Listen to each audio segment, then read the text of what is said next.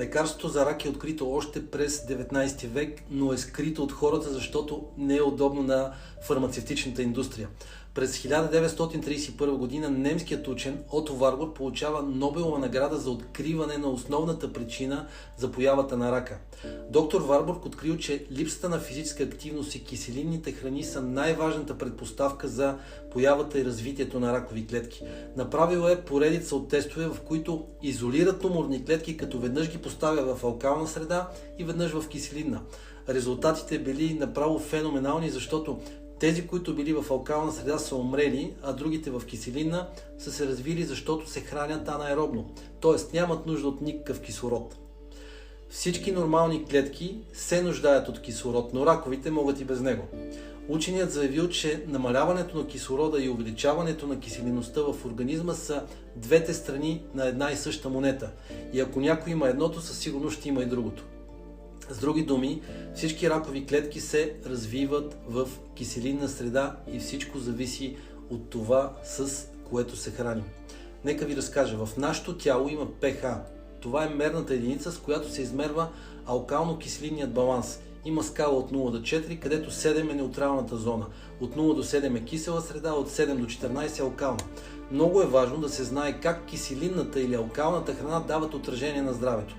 Тъй като клетките, за да функционират нормално, би трябвало да се намират в pH зоната малко над 7. Един здрав човек има pH в кръвта към 7,4. Ако pH-то при него е под 7, този човек ще изпадне в кома. Искам да ви дам няколко примера за храни, които увеличават киселинността на организма. Това са бялата захар, месото, колбасите, рафинираното брашно и всички производни като хляб, торти и бисквити. Кафето, алкохола, цигарите, също така и консервираната храна с изкуствени осветители, консерванти, аромати и други. Също така, съответно, ще ви дам и пример за храни, които алкализират организма и доставят много кислород. Това са всички сурови зеленчуци, като краставици, броколи, цвекло, маруля, карфиол, боб и много други. От плодовете силно алкални са авокадото, от цитрусите, доматите, нара и кокоса. Разбира се, списъка на храните е много дълъг, затова който иска да се запознае подробно, може да си го потърси в интернет.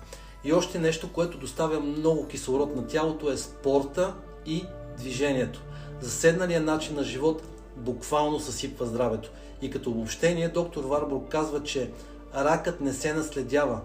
Това, което се наследява, са хранителните навици, т.е. начинът на живот. Лошите хранителни навици могат да доведат до рак.